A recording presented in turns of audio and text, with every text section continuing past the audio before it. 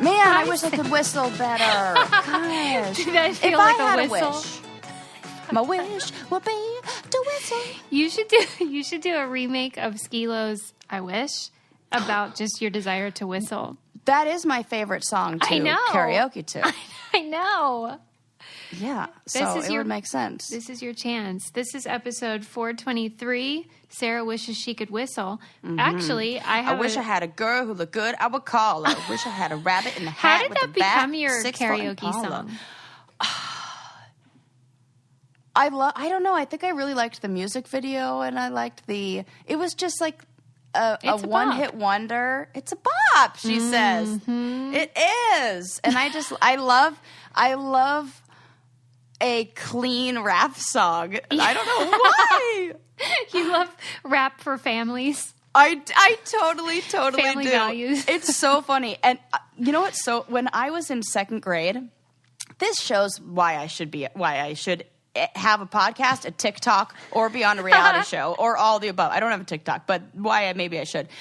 When I was in second grade, for no reason at all, this was not a school project, I wanted to perform in front of my class a dance to one of the songs from a dance and lip sync to one of the songs from the soundtrack to Beverly Hills 90210, Sounds from the Peach Pit. Wow. Yeah, called I Just Want to Be Your Friend by Puck and Natty. It is who nobody knows who the hell these people are, but I was like, do you remember the song? Every freaking word. I did the Running Man in that, and there was no reason why I should have done this. And the teacher was like, "Okay." And so, at the end of school one day, the last 5 minutes of class, I just performed this song. And there's there's some lines in the song that there's one line that says, "I'm so horny," and I'm so horny, so don't just sit there just to sit across from me. And it's the fact that they just let me do this, and I just didn't know what that meant. No, because then I listened to it as an adult. Yeah, you know when you go down that oh, what was my first CD I ever had, and then you buy it and listen to it. So I did, and was this your first CD? It was. Oh, wow. Mine was ABBA's Greatest Hits. Oh, which that is makes also sense for you. Fitting. Yeah.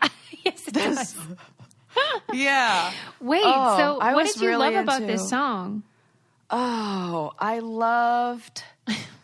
It's clean. It's like clean rap. Clean rap again. Yeah. I just, you know what I think I liked? I liked being able to memorize a song where I can go really fast, and people seem to be impressed with that. Yes, I get that. When a second grader can rap all of yeah, and then it started with the Dangerous Minds. My friend Ashley, shout out to Ashley.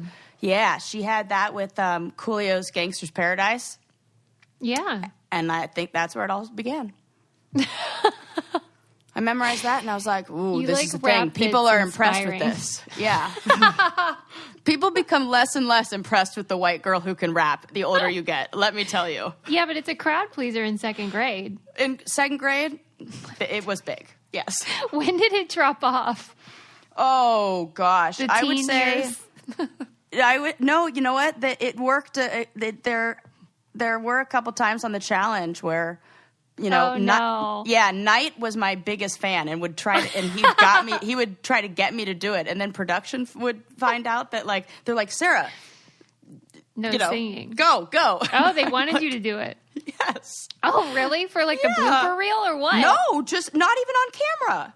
Oh, right. They just loved it. And then I was like, no, you know what it was when when you do it around people who aren't white and you're like, nope. Definitely not playing this game. Oh. That you don't bring a knife to a gunfight. Sarah. Right. I can see why that I'm out of my league.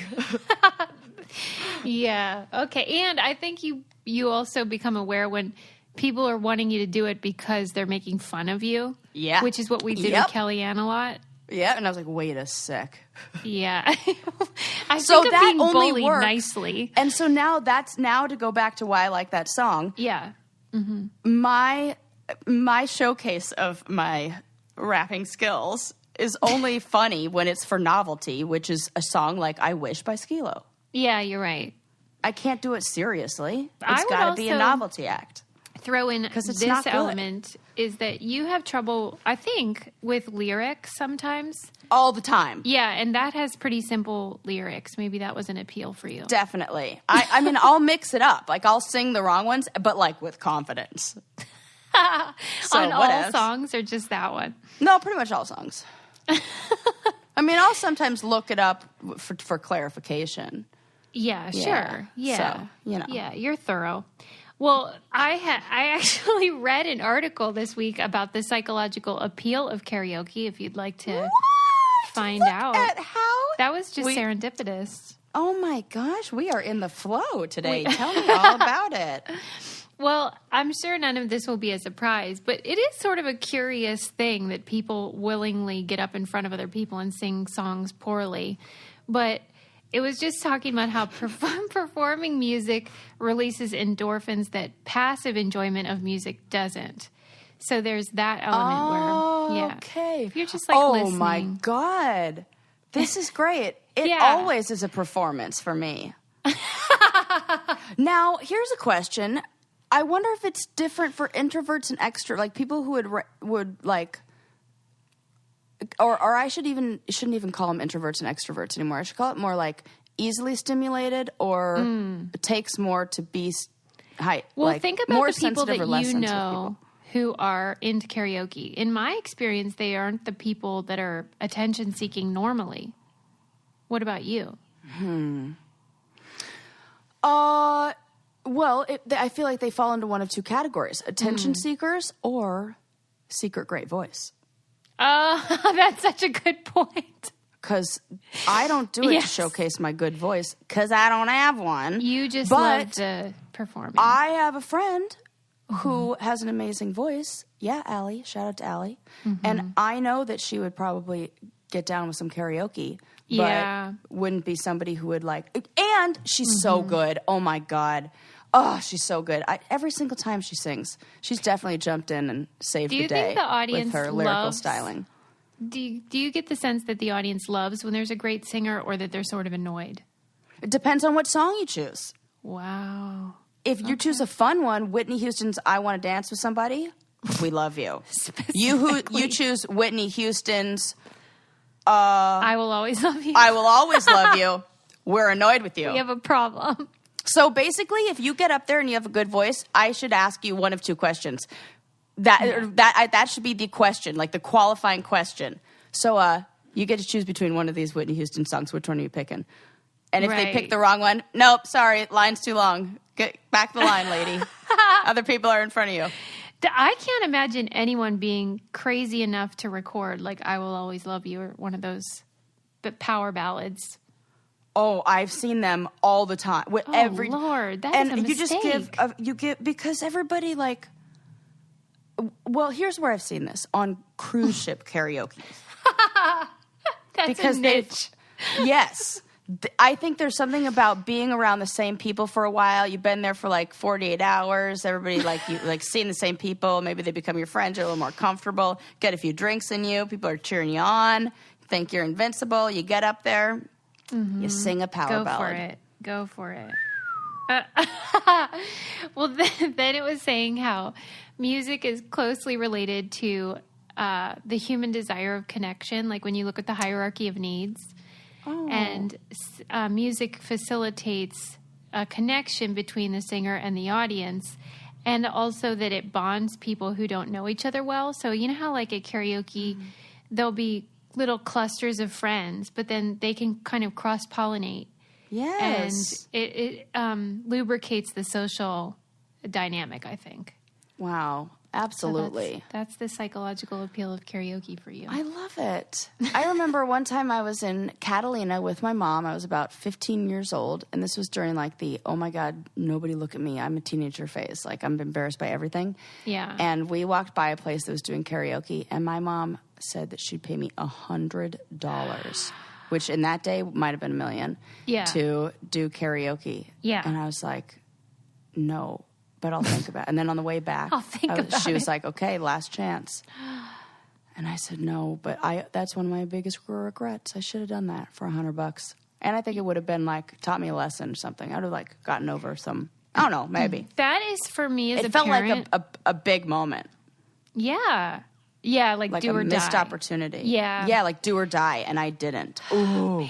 I can feel it right now. Oh, regrets. And then I was like, yeah. And I was like, Sarah, what are you so afraid of? What are you like? It was like a whole time in like figuring out who I was.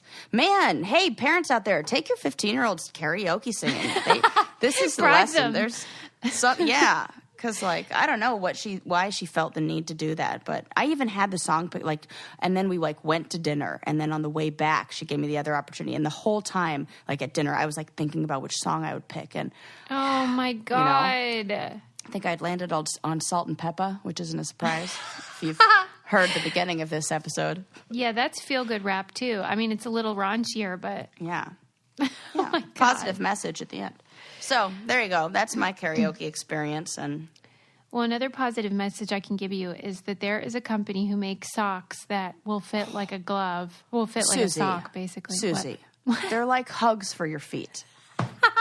They're called Features, and it's spelled like feet, too, which we love a punny name. We do. And you're right. They are like a hug for your feet. Like the best. I go, what is this magic? How could you improve on a sock? And then I really thought about it, and I'm like, no, you really can.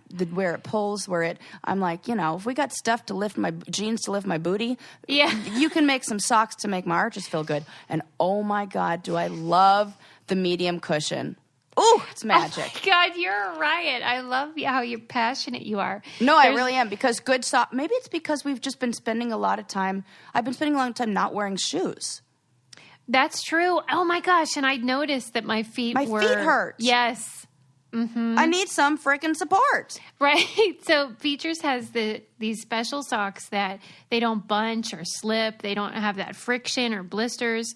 And frankly, lately I've been getting a lot of comments from the WikiFeet people on my, and I was like, I really need to keep these babies safe because they're, people love them. But these are great because they have a lifetime guarantee. If you got one of those funky threads going crazy, you can just reach out and they'll give you a replacement pair. It's a family-owned company, which I love. But mostly it's just a great sock that will be especially great for if you're a runner or you're active, because they won't move and get all, how annoying that is when they mess up in your shoe. Oh, yeah. And they've got this special little little flap thing that's like designed so it will not fall down. Oh, that was happening in my shoe the other day. I will be, get out of here, other socks. See why Features has quickly become the #1 running sock in America. For listeners of the Brain Candy podcast, you'll receive $10 off your first pair of Features by going to features.com and using code BRAINCANDY. That's $10 off your first pair when you go to FEETURES.com and enter promo code BRAINCANDY at checkout. Again, that's features.com and use our code BRAINCANDY to get $10 off your first pair of Features. Yeah, man. Yeah, man. Okay. So, let's see. Oh, I wanted to tell you, I read this interesting article. We're sort of in that in-between period on the calendar between Mother's Day and Father's Day. Mm-hmm. And it was an article in The Atlantic about a study they did comparing Mother's Day cards and Father's Day cards. Oh. Fun for everyone. This is tell me everything. I mean, again, this is one of those things where you're like, well, yeah, but it's still fun to see the data on it. Yeah. So, in card world, mothers do everything, and dads are like an afterthought. And I did not know this, but Mother's Day became a holiday in 1914, but Father's Day did not become a holiday till 1972. Whoa! Isn't that crazy? But you know what? That's fine. Of course, it's definitely fine. I mean, here's the thing. The man would probably be doing the same thing in his life if he were a father or were not a father during those times. Yes. He would be still going to work. He would still be doing his job. He would still, maybe his weekends would look a little bit different. This fundamentally changes a mother's entire court. That would be a very different life if you have a child or don't have a child. Yeah, and I bet you right around 1972 is when people started to expect a little bit more of fathers. Oh, maybe. Yes. So maybe that's why they were like, we should give them a day too. Let's give them some motivation. By the way, This I was is a seeing good point, somebody yes. left us a bad review on iTunes because they said that we bash men. I was like, was it a woman or a man? It was a man, and I was like, that's harsh but fair. Yeah, you know what? That's fine. And you know what? If that's somebody's complaint, that, Yeah, we're not for you, mister. we're not everybody's cup of tea. Yeah, carry on. But So anyway, mothers are seen as nurturing, and fathers are utilitarian. So, yes. they're going to go to work, and they might help you fix your car, but like the moms are going to give you the love. And they compared even the colors. The mothers' cards are pastels, and the fathers tend to be more bold with reds and blues. Mm-hmm. And the mothers' cards tend to have nature on them, like flowers and butterflies and stuff like always. Yeah. And for dads, Roses, it's like hammers, tools. a lawnmower, mountains, like a beer, Yes. So golf clubs. Yeah, and they pointed out how the for the mothers it was like all the stuff you do for them and how you care for them, and for the dads it was focusing on their hobbies. So like golfing, grilling, hunting, and so that's what takes up dad's time is not helping the kids. It's like doing the fun stuff. Oh my god! Oh, that is, and that's what. Oh man! Well, no wonder. They have that, like, It's always the one of fun those stuff. questions, like, about chicken and the egg. Like, is it just a reflection of reality, or does it reinforce just stereotypes that aren't even necessarily true? I mean, then again, there's the argument that creates a nice balance and a well-rounded person if you learn those things. And it doesn't mean that you can't have like opposite roles, like that some people aren't, that's just, I guess it's more like the stereotype then. One thing that surprised me was it says that there's way more cards for dads that have like number one dad or best dad ever. Yeah, because guys are narcissists and they need to be. Oh, that guy's really going to hate me now. Yes, Sorry, men. Not all men. They're not. Hashtag not all Just, men. I think that is a personality trait that may be higher amongst men. Possibly. I don't know. I would have to find out. And don't you think that goes along with that? They had a scholar weigh in, and he was saying how it feels like they wanted to give the dad an award. Yeah. But the cards don't say why they deserve it. And I was like, that's about right. It's almost like they want a participation trophy. Oh, my God. That's the funniest thing ever. I mean... Oh, we might get another review. No, I mean, because I'm it's not saying not a bad thing. Right. It's just sort of like stereotypes. And in the same way that when you're having a baby and you go to, let's say you go to Target and you're getting some clothes, the clothes are hyper gendered. Like little babies wear tutus and like so many glitter and sequins and things like that. And that's not an accurate reflection of how women dress. But for babies, that's what we do. And so these cards kind of feel like that, where it's just like exaggerated stuff. It's yes. Yeah. And Well, so, and it's kind of like the catch-all, It's almost like I think about like horoscopes that say certain things for certain right, signs. they apply to everyone. They kind of apply to everyone in some way. Like, it does it's annoy easy me, to though, think what you said about how the dads are always drinking beer and the women are always wine and cocktails. Yeah. Like that. Why are beverages gendered? But they are. In fairness, that's how it is. But you like a beer. I mean, I live it. But I know. See, here's the thing. Because those are the preferences or whatever, it does not mean it's everyone. Sure. That maybe it's what we need is a little more neutrality or variety. I would love that. Like, what about, thanks for being a badass parent. Have a glass on me. like a parent. Like, Yeah. I mean, but I do understand. Like, I don't know. Can somebody out there who's listening that is a graphic designer create Sarah's card? Can you repeat what it should say? Thanks for being a kick-ass parent. Have a glass on me. Yeah, I was trying to make it generic. Glass of beer, glass of wine, glass of whatever you want. Let's just have some water. Let's hydrate. Stop. Oh, God. I should go into card making. That's it. But I would love a line of cards that was more like that, where it's just like your true feelings. Like, let's just sit down and have some lemonade. That's it. I mean, You were adequate. You're fine. One thing that was funny too was I never thought about this, but it is definitely true that Father's Day cards tend to have farting jokes on them. Yeah, because dads and boys do this. Yes, and This here's is a an thing. insight that will enrage you that I never thought of. Oh, no. They were saying that who gets to flout the rules of society, which, farting out loud is, people with power. Yeah. So if dad farts, he's allowed because he's powerful and he can do whatever the fuck he wants. Right. But if mom does, you would be disgusted. Disgusted. And then, so I was like, wait, maybe we're reading too much into this, but I don't like that. I don't either. And then it was saying how a lot of the cards about fatherhood and being a dad are jokes, like like he doesn't do anything. Like it'll have a list of things you ask mom, and it'll be like a million things. And then things you ask dad, where's mom? Yeah.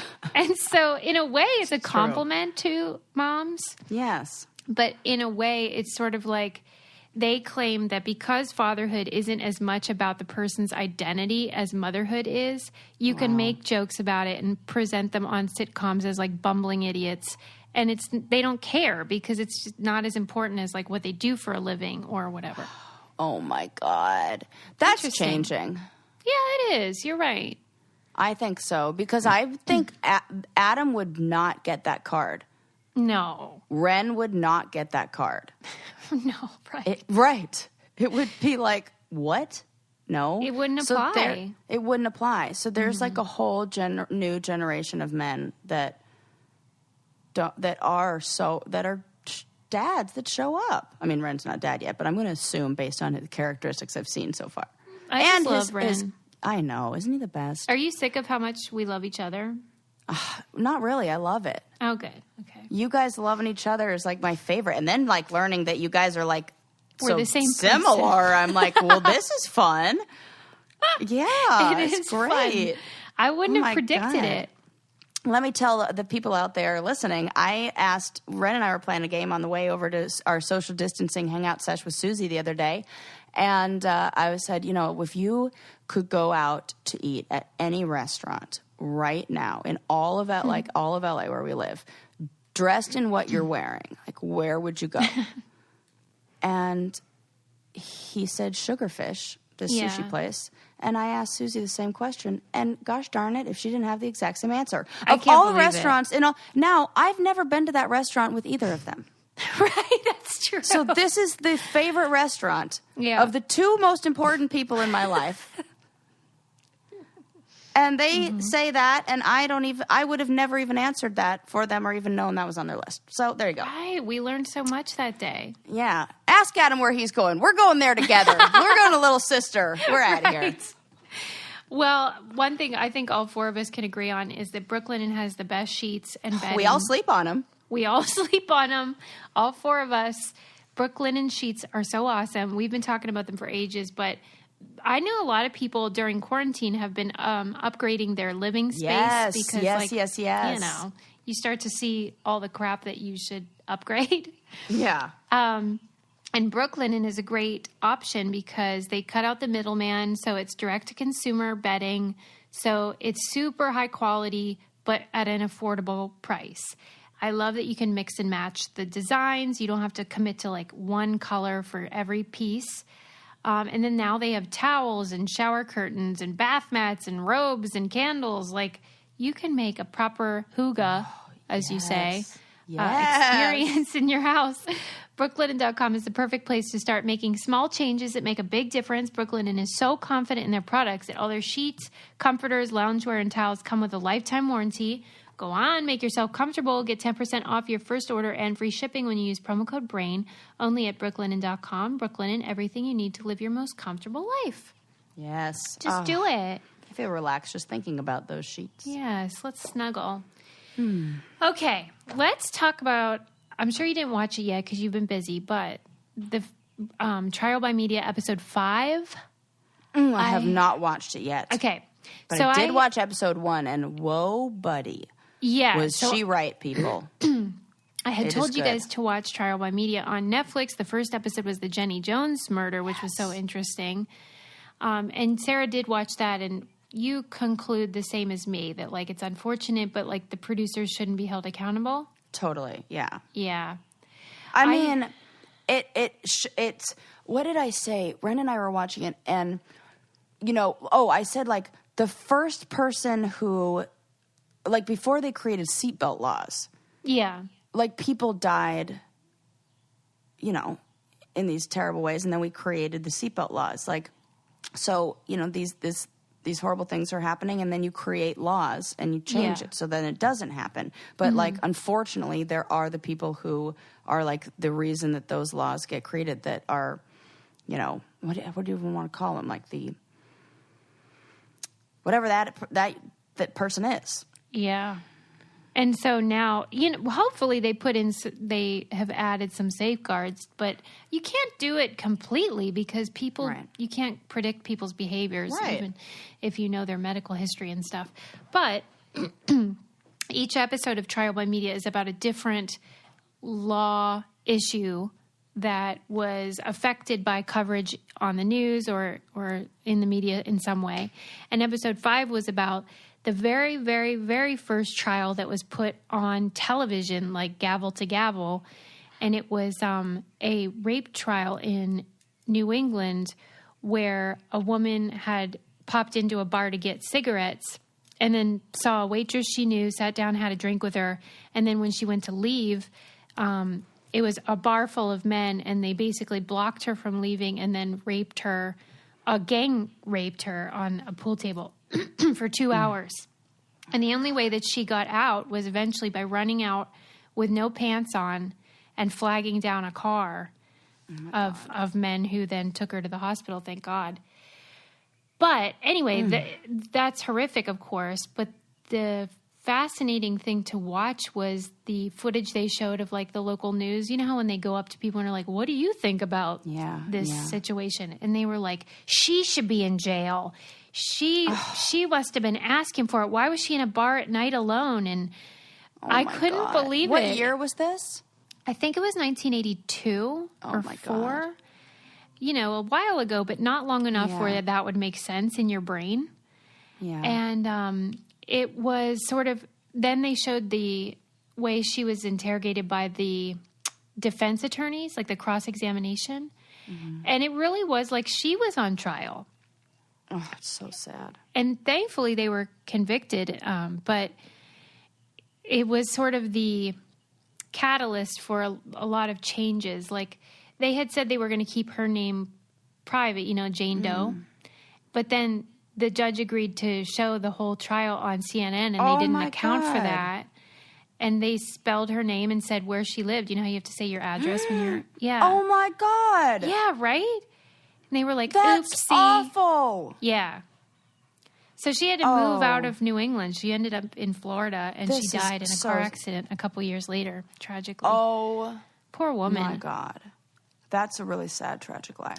The thing that, like, I just couldn't believe was how clear-cut it was that she was raped, and how, you know, it was almost like the stereotype where they say, well, in a dark alley type of thing. It was basically like that. And she still was held to this standard of, like, well, was she asking for it? It's crazy. What do you think? Because I feel like there was a narrative, like it's kind of like the first person who talked to her or the first person they interviewed about it. Like, who sent this spinning in that direction? Was there a detective that was just a fucking misogynistic asshole? I think that it was one of those things where, to most of us, that is so inconceivable that would happen. That the human instinct is almost to be like, well, why would they do that? Let's think of a reason why some man would do that. And so they invent these scenarios where, well, she must have been hitting on them, or she must have. The one guy on the news said, well, she probably agreed to have sex with one or two of them, but then it got out of hand. Got out of hand. She said they were cheering it's not on a her snowball. rape. It's not a Yeah, so I don't know. I feel like the other thing was that they were oh my God. like 60% of the town is Portuguese, and so it also had that element. Although she was Portuguese too, but after the conviction, like thousands of people showed up and protested. Protested her? Yeah, the conviction of the rape. They protested, so they ended up getting convicted. Yes. And it was guilty. Yes. Okay, and people protested saying they were so mad. They were, even with the what the? I know, it's inconceivable. And there's no, oh my God. When you say that there's the element of them being Portuguese, do you mean like the cultural considerations around like gender and things like that? It's weird because the Portuguese community rallied around these guys and felt like they got a bum deal in the way that you would expect them to do if the woman had not been Portuguese herself. Right. But she was, so I don't know how they reconcile then that. Kind of like points to like, is this a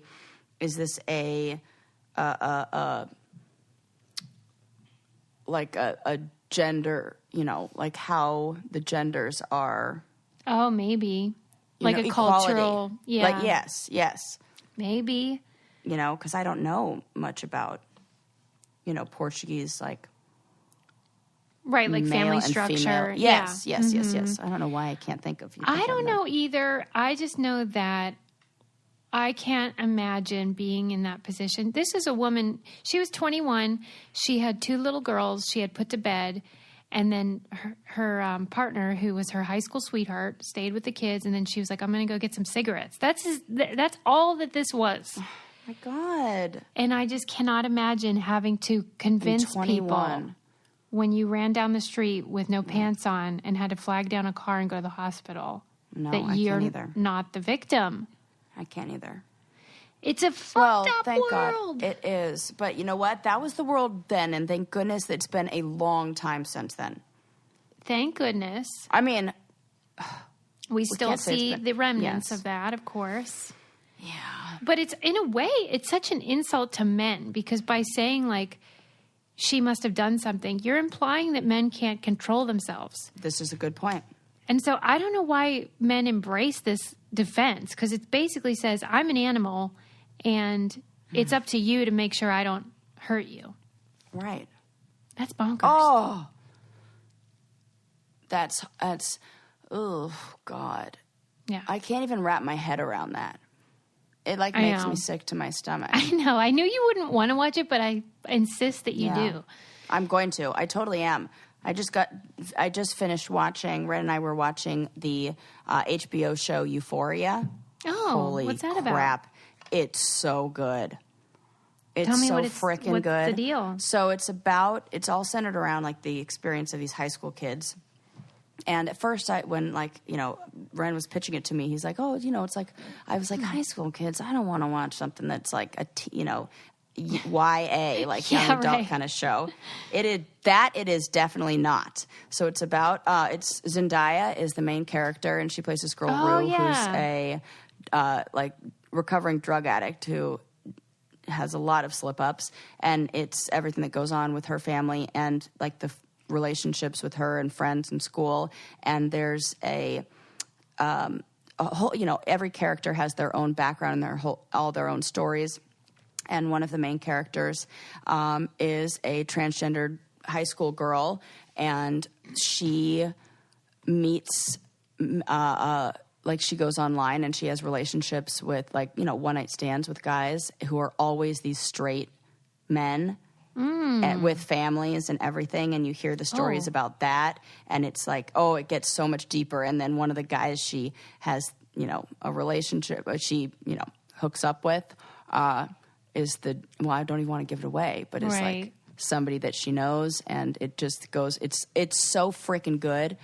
But it's just so twisted but true, but so accurate and so real. And oh my God. So it was like really dark. So I feel like I'm in the same. Yes. It's like 8 episodes and they got, you know, the green light for season 2 and 3, but had to stop production of it. Oh, right. So it's already written, but the script's done, but because then I had to look it up because I'm like, what? What? I need more. So super good. Highly recommend it. Fantastic. You're going to love it. But so I'm like in the mood for more of the same. And you know, as messed up as that whole story is, I feel like that will also, you know, Law and Order is on hiatus. So I got to do something. I got to get my fix. I cannot believe that they're still making Law and Order. I know. Thank God. I love them. Who's like the main person all these years on Law and Order?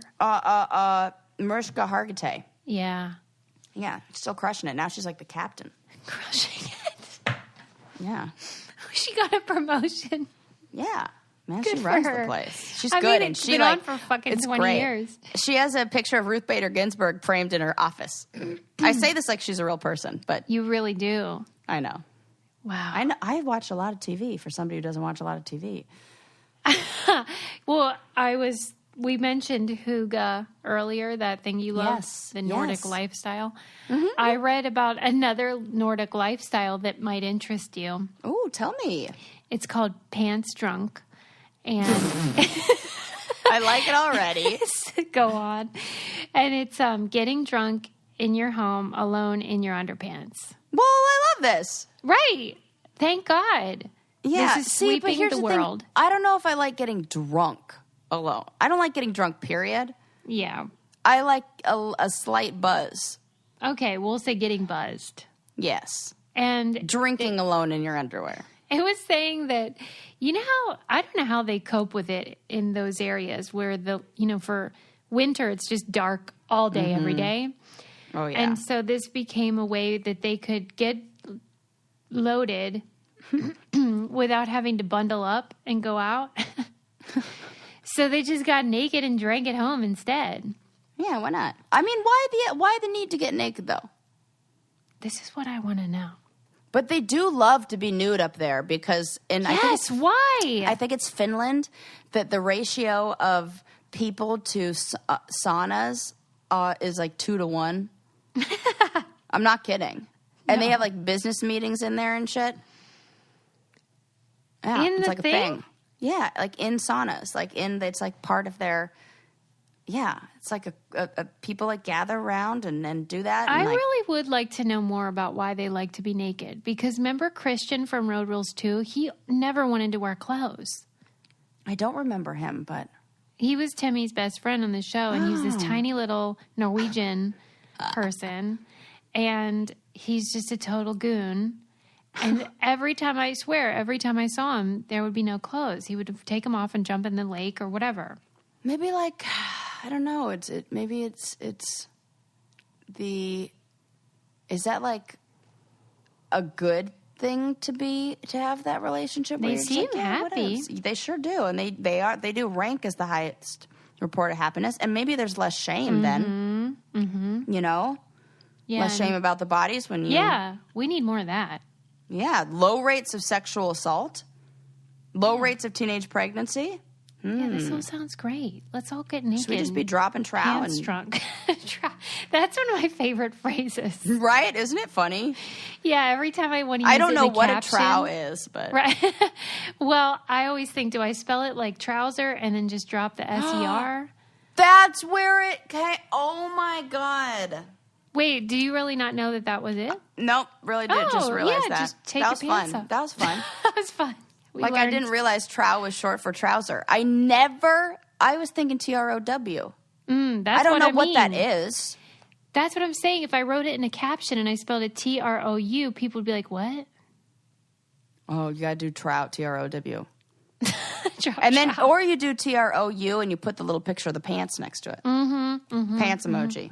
And they'll be like, Yeah, we got to walk them trout, through trout. it. Yeah. Hold their hand. Yeah. Do you want to talk about poop? Always? That was not a question. That was a statement. It just didn't sound like it. I read about this art exhibit. Remember last week when we were talking about the guy that controls the robot with his butthole? Oh, I remember. Well, this reminded me of that because this is also an art exhibit where they created these gigantic poop mounds What? out of clay. Why? I know. And Okay. then when you go into the museum, you're instructed to, quote, get nude. But really what you do is you choose one of these suits that you wear where it like simulates nudity with like big dongs and What? like, like weird body parts hanging off. And then you go in there. Weird and body parts. What other ones are there? breasts, Okay, got penises, balls, stuff like that. Okay, got it. And then you go in and there's these gigantic poop sculptures. And I want to know what you think the message is here, you know, that we're supposed to be taking away. Yeah, similar to this other guy. Yes. Like these performance Is there artists. anything to be learned? Like the poop has different things in it. Like, is this? Are they different consistencies? Or I would imagine, is it like the same poop in different colors? What are we All looking at different here? shapes. One's like a sort of like the emoji, and I one would was imagine. like more like soft serve, where it was like wrap around. You could even crawl through the middle if you wanted. If you wanted. Try to resist the urge. I And dare they ya. were saying like maybe it's a symbol of inclusion because everyone poops. Oh, could be that. Okay. Could be that. Maybe it's like a shame thing, like reducing the shame. Like, look, we're just going to put this on. It's like no big deal. Look at, maybe like that's it. I did like the idea about the naked suit because it seemed like, because they said, if you walk into a museum, people can guess about your life based on what you're wearing. Yeah. Like if you're a banker or homeless or whatever. And so the suit, the naked suit, makes everyone equal. I do like that part. Then that's got to be a message of inclusivity Equality. or equality. Like, yeah, for sure. Because they're setting it up with that. Well, maybe I say for sure, like Yeah. I know No, whatever's I going think on at artist there's brains. something to it. But yeah, I do too. Would you go to think- that exhibit? Or are I you mean, not for interested? why Shits and not? giggles? Oh my god, that's funny. They should have called it that. Oh, they should have shits and giggles. That Yeah. would be a funny name of what could be named that. That's a really good name for something. Yeah, we'll keep it in our back pocket. Yeah, we should. Like our next podcast. Like, right, shits and giggles. And that's all we talk about, funny poo stories. I do You know always, what? That's like our segment. What? What? Our poo segment. We can call we it could shits call and it giggles. Shits and Giggles, yes. Or like the best of. That's what we do, a best of. Oh, we call our best of episode shits and giggles. See, you are a master at this stuff. There we go. Well, you came up with it. I just, you know. I love it. Yeah. There you go. Oh, Okay. Fun. Thank you guys for being with us as we take a tour through Our brains. our brains on the journey to make this podcast Do even you better for remember, I wish I could remember now, but one of my favorite documentaries was about, it was like 10 years ago or more, Yeah. about a little girl that people believed was a prodigy of modern art. Do you remember this? And her Ooh. dad was like helping her sort of. It rings a bell. I can't remember the I name don't of it. I'll have to look it remember. up. But Yeah. the documentary was showing, you know, her talent. But then by the end of the documentary, you see that there was more to the story and it shook the art world. But it sort of reminds me of any of these kind of art exhibits and stuff where it's like they say that it's art and you're Right. it's supposed to be evocative and make you feel or think something, and it does. But then sometimes when you dig a little deeper, it feels like the provocation is the only thing there rather than talent and provocation. And that Sometimes yes, sometimes bothers no. me. Yes. Okay. Yeah. I think I think when it becomes like who's doing the assigning of it, but I feel like art is something that should be for like the masses, maybe not for like, but then again, you can argue that to each his own with art. Man, it's a weird thing. I know it is. You can debate art all day long, really. I guess maybe that's the point. Because like, I think you look at a pile of trash and somebody can be like, there's art in there. And then anybody else could be like, no. And then when we try to all agree, then you get that quote unquote best painting ever that we talked about a way, like, I'm probably like half a year ago, so about, they combined it all and it's a piece of shit. You don't want boring. That. It's boring as fuck. Remember last year, whenever that was, that they taped a banana to the wall? And it sold for like $25,000 or something? No. It was just duct tape and a banana. Oh, my God. See, those kind of things piss me off. The same way I remember being a kid and my mom took me to a Museum of Modern Art somewhere. And there was the green, like just a green panel. And I just remember being a kid and being like, are you kidding me? You mean I could have turned in this in school? This? I just remember being so mad. Like, I'm trying too hard. And it made me outraged, but I guess that's an emotion too. Yeah, but it does feel like, is the definition of modern art just anything goes? Like, what is it? Yeah, maybe for a moment during that, like, what do they call it? It's the art, assemblage maybe, or it's like Duchamp and like the toilet, that they called it the fountain, and it's just like a urinal. Yeah. I think it's Marcel Duchamp who did that or something like that. Or like the pipe, or all those kind of ones where you're making a state, like they were asking that question at that time through that art. Mm-hmm. The same question we're asking now. So for that time, yes, we've already asked that question and it's been answered through art. Yeah, so now I need you to ask a new question. Like you can't do the urinal again. That's been done. That was done with whatever they call that. That it's not, there's a name for that kind of art. Mm-hmm. What is it called? Crappy? Yeah, something like that. Well, I mean, I get it. It's kind of like I was listening to your interview with Tori from The Challenge, and you were teasing her about Jordan's hair and overalls and stuff. And she was like, he is really passionate about wanting people to feel something when they look at him. Yeah. I really don't want to feel anything. Like, this is a me problem. I'm like, no, I don't. I'm not in the mood for all that. Interesting, because like you look at a man, like that is a man using fashion and accessorizing his features to, get like project an image. Women do this all the time. Yes. Women, we do this with like makeup. We do this with hair. We do this all the time. And now, like, are we? Like, we need to check ourselves? No, because I think most people that are doing that, whether I like what they're doing or not, most people are trying to look attractive. They're trying to appeal to someone. Mm-hmm. But Jordan is not interested in looking attractive. His goal is just so you feel something. It can be rage or envy or whatever. That's he's his happy. art. I totally get it. Yeah, I mean, I get it now. I mean, I do. And especially knowing him. Mm-hmm. He has that kind of, like, you meet him and you're like, oh yeah, you should be doing something like where you're, like, you should be creative. A stylist for like Pharrell or something.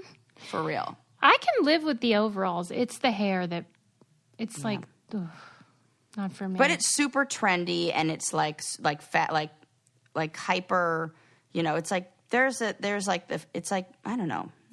Yeah. Well, he succeeded because I did feel something. Yeah. So there you go, Jordan. Well done. Yeah.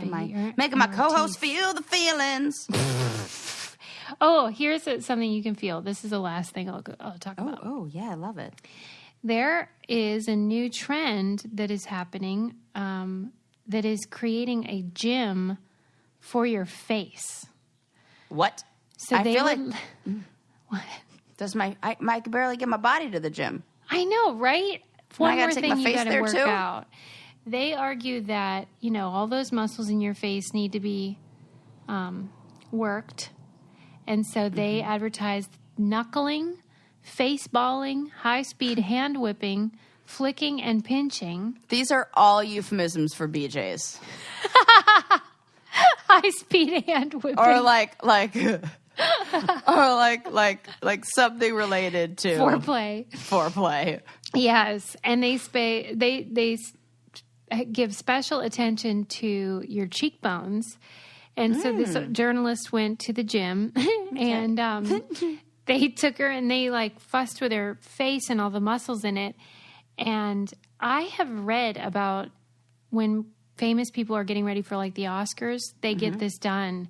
And literally they're manipulating the muscles in the face, like moving them around. Yeah. So that then you get like higher cheekbones or like a thinner whatever and more definition.